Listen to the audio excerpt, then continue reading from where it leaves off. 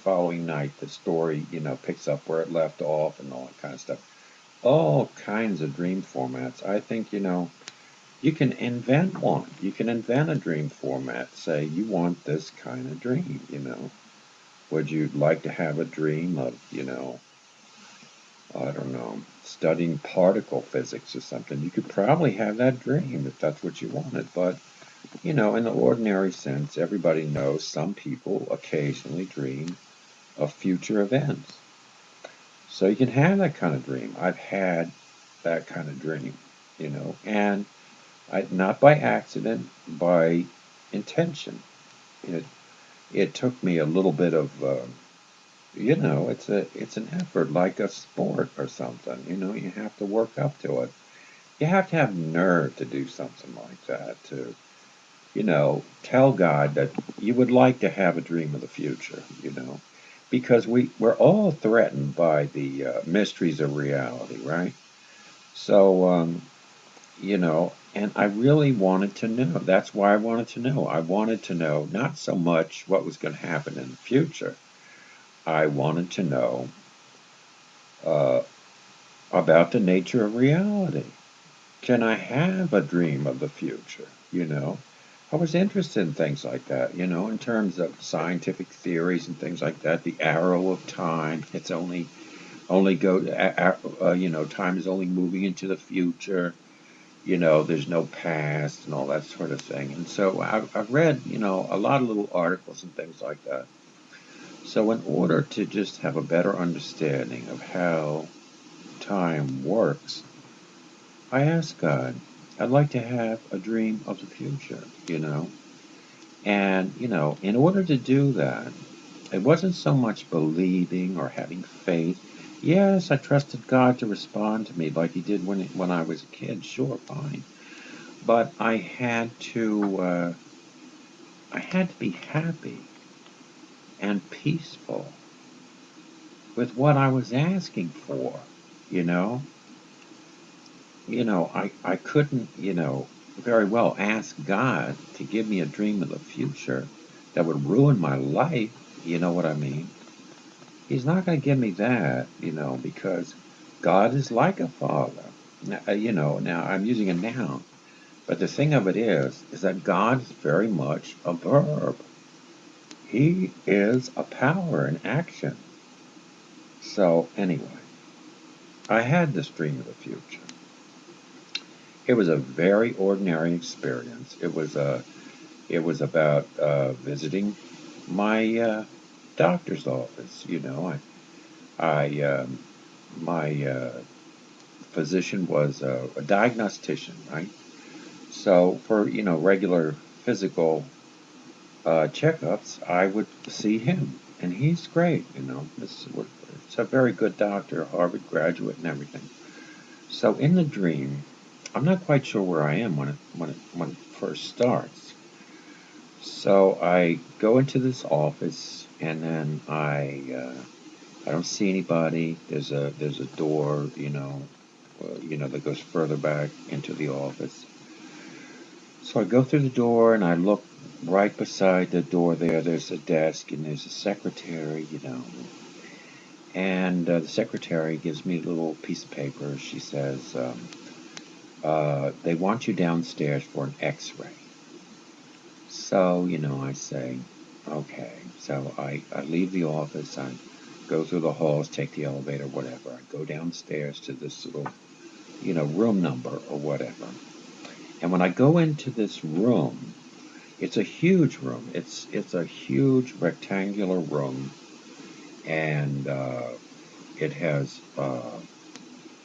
it's a long way like this. It's a long, and I'm walking in here, and down there at the, down, uh, you know, from the entrance where I'm coming in, down the long end of the room, there's a door, and then to the right of the door, on the right wall of the room, there's a very long white counter, that's L-shaped, that's cut into the wall of the room, and you look over that counter there, and behind it's you're looking into the next room, and there are all these filing cabinets and medical records and everything. It's a huge place, and the walls of this rectangular.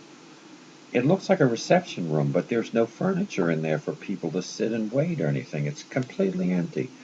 And the walls are a very dark green color. And I don't know, maybe the walls were covered with a certain kind of fabric or something, but it was an emerald green colored walls. And it was a huge room. I just wasn't expecting it. When in these big office buildings, you think, well, office space is, terribly expensive, and I was in Washington, D.C., so you wouldn't think they'd, you know, have a big empty room like that. But anyway, so I have this note with me, and I think in the right place. Apparently, it's probably X-rays. Okay, now I don't see anybody through this, this L-shaped counter that, covers, most of the right wall. But then at the very end, where the small L, where it turns a corner there at the end, I see this woman come out, and she starts walking toward me. And as she's coming out, another woman comes behind her. They're nurses, they're dressed as nurses. And the first one, that gets to me first says, "There's been a mistake. They want you upstairs." And bingo, the dream is over. That was the end of the dream. So, um, I, uh, a few months later, just a few months later, I decided, I don't know what the circumstances were, but I decided, well, I've got to get to the doctor and get a medical examination. And, you know, so anyway, I call my doctor, I make an appointment, and I don't realize that he's moved to a new office. So it comes down to the day of the appointment, and uh, just as I'm leaving the house, my mother explains to me, that he's in a new office. He's not at the old location. So so she tells me where the new office is. I go, and I go downtown. I get to the new office. And when I get to his little office, I go just like the dream. It's the same room, this everything. I, go into the first door and then through the second open door, and I talk to the secretary at the desk. She gives me the paper. They want you downstairs for an X-ray. I go downstairs, and I go through, get to that office. I go through the door, and as soon as I saw that huge green room, that odd room that you wouldn't expect to find, in an office, whoa, I knew I had the dream. So as I'm standing there, I see the nurse that was in the dream. She's coming around the corner, and she's coming up, and she's the one that told me, there's a mistake, you know, they want you back upstairs. But she did that. She came around, she walked up, she said, "There's a mistake. They want you back upstairs." But she got all that done, and there was no other nurse following behind her.